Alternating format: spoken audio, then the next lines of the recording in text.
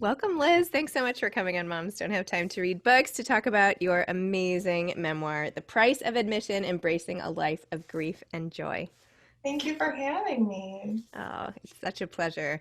Your book was moving and well written and soulful, and I was like, I don't know. I just was like, I like love this woman. Like, Oh, when thank like you read you. something and you're just like rooting for the person so much and you care right away. Anyway, I had that feeling reading your book. So, Thank yeah. you. So would you mind telling listeners what your memoir is about and what made you even write a memoir to begin with? Yeah, so this book was 7 years in the making.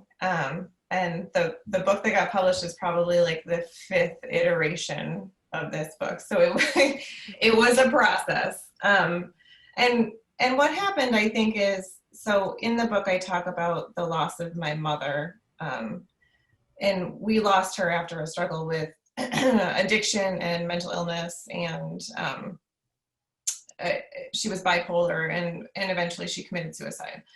And that was about 7 years ago now. So if you follow that timeline, as soon as she died, I sat down and said, we need to be talking about this stuff. And I've said a lot in interviews and stuff since the book came out that I feel like my mom died of a disease of silence.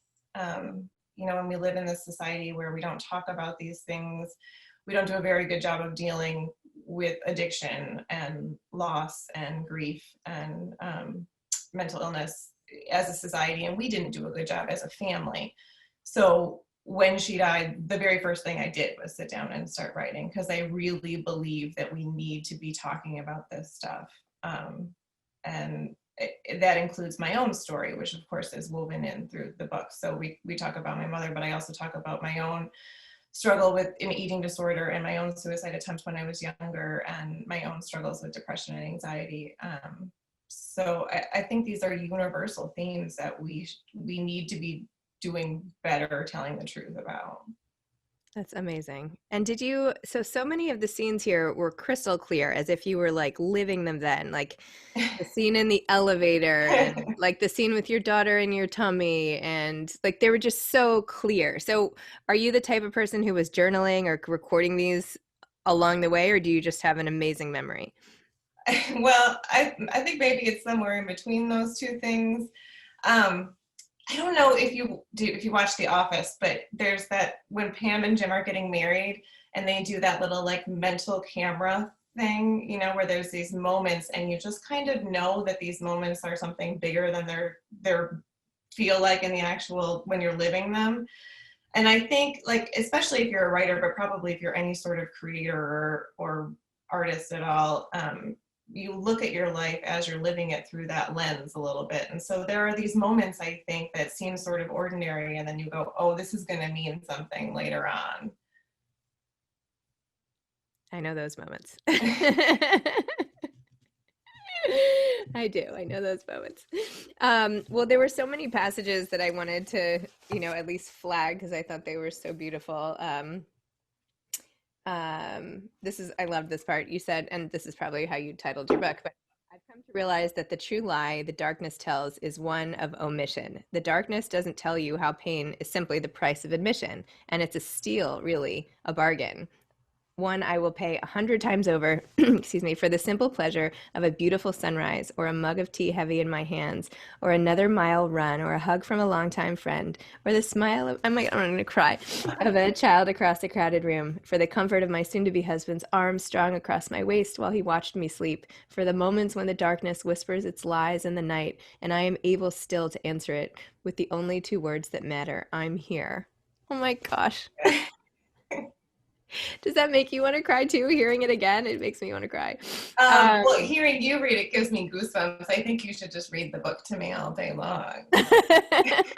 I have more passages I want to read. I don't usually just sit down and read somebody's book to themselves, but uh, let's see. No, But there were it's just so many things. that story, that particular story, which is really the story of my own suicide attempt, for me was the hardest story to tell. And it was the story, like there's this idea in writing that every story that you tell will be the same story in some fashion until you tell the story you're supposed to tell. And that was that for me, which is why it was important to me that the book be named The Price of Admission, and that kind of be the linchpin. Even though I set out to write a story in my mother's honor, it really, that story for me was the one that I was very, very scared to release into the world. And it's also the one that was the most freeing to tell the truth about. I mean, you in the book, you were saying how you were afraid to even tell your husband, and you have the moment where you Yeah, finally confess to him, and like he was your boyfriend then, or right? I think right, you weren't even married, and right. now you've gone from that place of like, should I tell the person in the world closest to me to like, actually now I'm going to tell anybody who can I'm read. going to tell you in the grocery store while we Yeah. wait in line. Wait, tell me more about how it feels freeing. um, I think we carry this stuff with us, and we think that we're the only person that could possibly ever feel this way. And that can be anything. For me, it was that story, but it could be anything for anybody, any story of struggle or hardship, or any story where you feel like you are not necessarily the hero, or painted in the best light. And those are the things that when you put them out there, I feel like they make the most immediate universal connection with people, because everybody has that. It doesn't have to be the same version of that, but everybody carries that kind of stuff with them. And so what I really have found is the hardest stuff to put out there is the stuff that makes the most immediate and true connection with people, which is really a gift, I think, when you think about it. It's true. I mean, we hide so much. I feel like, like you, I always am I'm sort of like hard on my sleeve in my writing, but not as much in Mhm. my talking with Mhm. people.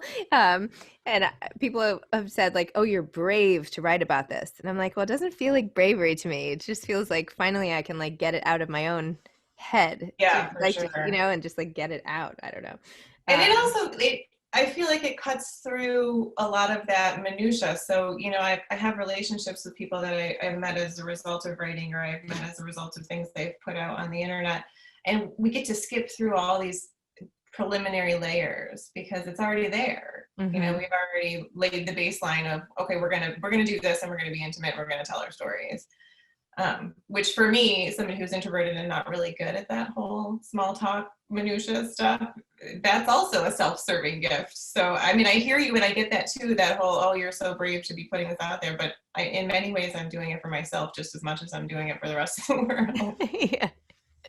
I know it's true. It's like I've been talking to you for maybe 5 minutes and we've already talked about your suicide attempt and your mother. You know what I mean? It's like your eating disorder and all this stuff. And if we met at a cocktail party, this would never even come up.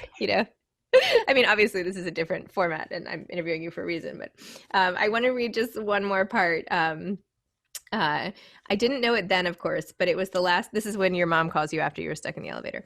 Hmm. I didn't know it then, of course, but it was the last conversation we ever had. She died a few days later, and in the first chaotic weeks of grief, I thought of that elevator and how quickly everything can change. You can be just standing still, all minding your own business, when the floor drops out from under you and you're thrown right off your feet. It's completely terrifying, and it's easy then to get stuck in unfamiliar territory where the only way out is going to be calling out Marco and trusting, even while your heart tries to gallop right out of your chest, that the polo is coming, and it is. There are people who will quite literally lift you up, grab your hands, and pull. It's happened before, and I'm going to cry again, and it will happen again. Of this, I am sure, as long as I continue to have the faith to call out. So nice. Oh my gosh, sorry, I'm like so emotional. I This know book that is you so are good. It's dealing like with your own grief right now, sorry. so. No, it's just anyone who's gone through grief has found, or really anything hard, as you point out so eloquently, having just literally dropped, floors in an elevator and been stuck, that your life just sort of followed the feeling and you just captured it so beautifully anyway.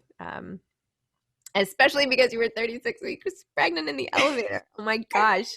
Could you even get into another elevator after that? um, I worked on I think it was the 16th floor at that time. So I was hesitant to get into another elevator, but I think I was even more hesitant to walk down 16 flights of Yeah. stairs. And what was that job?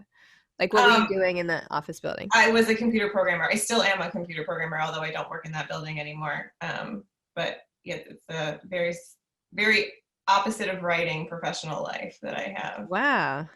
Like coding and building Yeah, sites and all of that? Yeah, I mean, I support financial systems, so I'm sort of an applications programmer. And it's funny, I think that the two sides, you know, the computer programming world where there is a very clear and finite answer to a problem, and I find that answer to a problem, and I give it to people and it's very satisfying. And then there's the creative side of telling a story where you could tell a story 800 different ways and you have no idea what's the right way or the wrong way, or how that story is going to be received when you give it to the world.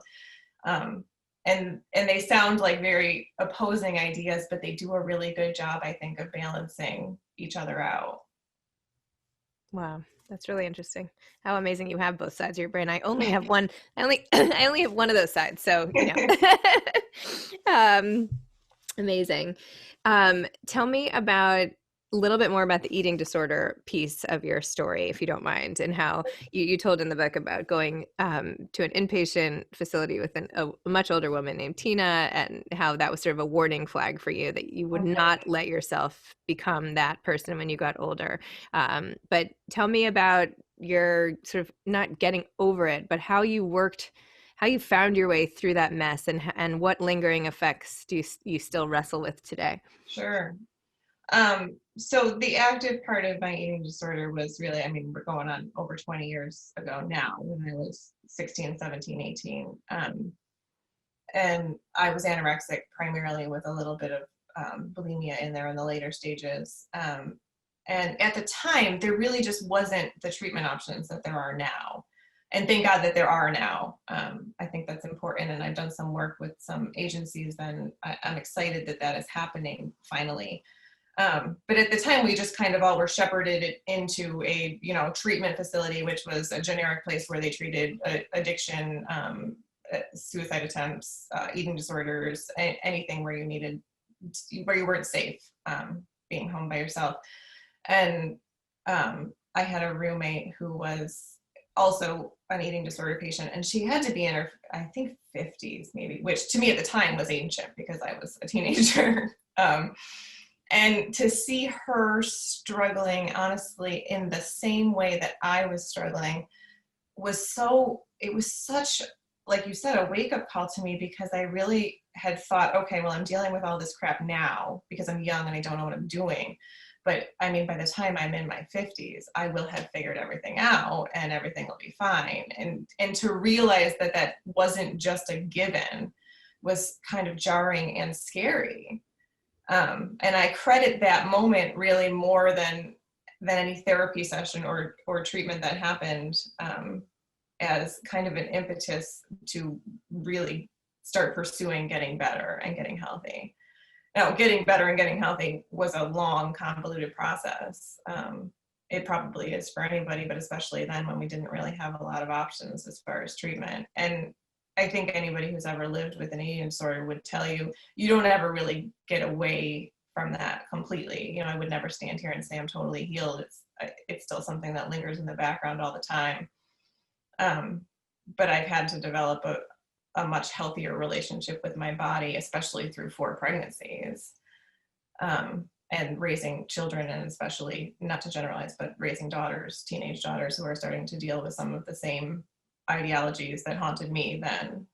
But it lives there, you know, and it lives there. I see it when life gets stressful. And I mean, I'm not sure I've had life get more stressful than it is right now. So it's definitely there. And it's another reason why I think it's important that we talk about this stuff, because if I didn't talk about it, it would be unhealthy for me personally.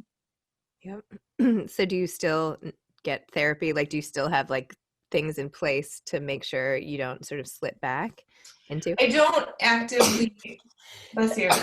I'm sorry. Bless you. Sorry, my allergies are so bad. I'm so sorry. Okay. I'll delete this. Okay. Oh no, you're fine. I don't actively get eating disorder centric treatment right now, but I do keep in place for myself like a support network of things, and I will fall back on that when I can see that stressors are popping up, or, you know, triggers are popping up. I think a good example might be, so when my 3rd daughter was born, I had postpartum depression. And I didn't have postpartum depression with the first or the second. So it was kind of a surprise when it happened, and I didn't have any experience with it and I wasn't prepared. And so when I got pregnant for the fourth time, and then my mom died during that pregnancy, very close to the end of that pregnancy when my son was going to be born, I said, okay, the risk is huge right now. You know, I've had postpartum depression before. I'm dealing with grief at the same time. So I'm going to mobilize this network. You know, I'm going to reach out to my people. I'm going to reach out to my treatment providers. I'm going to kind of knit this safety net underneath myself, and have people check in and have myself check in. And, but, you know, that's the beauty of having been through stuff before. I think the problem is that you don't know to do that if you haven't lived it before, which is, again, why we need to be talking about this stuff and why we need to be laying that groundwork for people. So there's someone in my life who's struggling with an eating disorder now and doesn't want to get treatment. As Mm-hmm. somebody who loves her so much, what advice would you have? Like, what can I do as a friend? Or I'm sure other people out there have people who maybe they suspect have eating disorders or things like that. Is there anything you can do, or does the person have to be ready? What do you think? I mean, the person, it's just like any other addiction, really, where I think the person has to be ready to pursue treatment in order to get healthy. But having people in your life that are understanding and supportive and primarily understand that this is an illness and not a choice, which is not always how people view things like this. But if you can look at it like that, that kind of gives you permission and grace to always be there no matter what the situation is. And that is so important. Because I think especially when you're in the late stages of an eating disorder, which is both when you're getting really close to getting treatment, but also when things are getting dangerous. I think they kind of go hand in hand. The instinct is to push everybody away because people are starting to, you know, notice and be concerned and push you towards treatment. So anybody who can survive in their own way, because it's hard to love somebody in that situation. Anybody who can survive and stay there with grace and patience and understanding is giving that person, I think, a better chance than they would have if they were truly all alone. And what would you say to the person if they, like, let's say there's somebody listening who's really struggling themselves right now? That it gets better. There is hope on the other side of all of this. And it is better on the other side of all of this. That leap is probably one of the scariest things I've ever taken in my life. You know, that leap to abandon what becomes the comfort center of living in this illness and what becomes the identity of living in this illness. It sounds crazy because you're sick and you're in pain and you're not in a good place, but that becomes almost your comfort zone. And to leap out of that is terrifying, but to land someplace softer and safer and healthier is so worth it. It's so worth it. Thank you. I'm hoping that somebody who needed to hear that today heard that. So thank you. What types of books do you like to read? I mean, anything really. I probably prefer women stories and women authors, but since the pandemic started, I'm in this ridiculous cycle of only reading psychological thrillers because they're so absorbing that they can distract me from everything else that's going on. But I do worry what that's doing to my mental health because I find myself going, okay, who do I know that's a murderer? Oh, that's the great thing about books, though. You can decide. It's so crazy. Like they all look the same, right? Yeah, But in one, you're going to be like terrified, and in one, right. you're going to be crying with emotion, and in one, you're going to learn all these factual things, and yet they all just look like words. I mean, I know this is like ridiculous that I'm saying, but it's like No, and you're right. so It's amazing. to me, it's not like a level playing field. You know, you can be a nobody and write a book, and you can be, you know, the world's most famous person and write a book, and they're both books on the shelf at Barnes and Noble. It's crazy. Right, exactly. Yeah. Which is great in a way because that's really what people are. I mean, we all are just people with thoughts and feelings in our heads. Yeah, And getting them out on paper is just one way to share. And yeah, I mean, famous or not, I mean, who's to say your story is any more important than yours? You know what I mean? Like, right. anyway, so uh, sort of loosey-goosey talk, but one last thing I just wanted to touch on was the suicide element of your loss, because that's a particular beast in and of itself. Mhm. And you talked about the priest at the time asking if it was okay to even share at the service that it was a suicide, and while you were saying yes, everybody was saying no. Mhm. Um, I'm wondering, like, in your own family or your own extended circle, when did that sort of protection and hiding almost go away, if it did? Or is this like a big sort of coming out? Now I have dogs running around. Is this a big sort of like coming out of her death? um, so her family is not okay with me talking about this. Interesting. Okay. And there's a big schism there and has been since shortly after the death, which is a huge source of sadness for me. But not enough that I felt like I had to stop, because I feel like putting this story out there was honoring her, which I think is kind of a funny thing to say, because I tell some stories about her that probably are not totally flattering.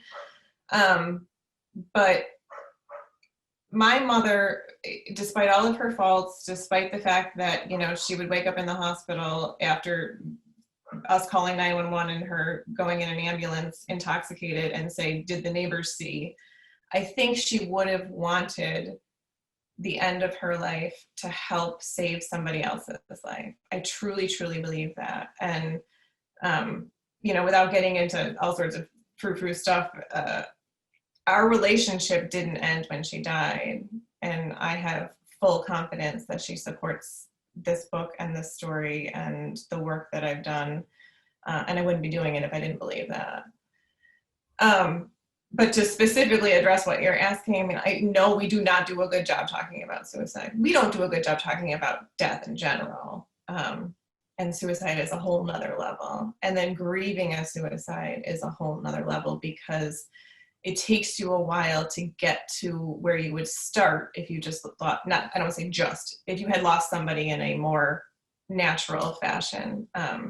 And so, like I was saying earlier, I started writing this book, 7 years ago when my mom first died. Well, that first iteration of this book was angry and hurt and abandoned. And, I was the martyr and she was the villain. And thank God that thing has not seen the light of day. But also, thank God that thing came out of me, because it had to. And I don't think, that kind of grief is not the kind of grief that people are going to necessarily feel comfortable talking to their friends about, because who wants to say, my mom died a month ago and I'm still so mad? That's not a thing that people feel comfortable saying. And I think it's just the natural progression of losing somebody in that fashion. So 7 years have gone by and I'm not angry anymore. But that takes time. And I think it takes honest conversations. And I hope that the book can help people have those honest conversations and help people understand that all of those reactions, the anger, the abandonment, the sadness, the everything is totally normal. And when you lose somebody who's been struggling like that and you've had this tumultuous relationship, there's that, I'm going to screw this up and I don't want to say it wrong, but almost this sense of, relief, like, okay, well, at least that's over. And that is a thing that people really can't talk about because it sounds so off-putting and terrible, but it's just natural. It's just part of all of it. And I think we need to talk about that stuff. It's amazing.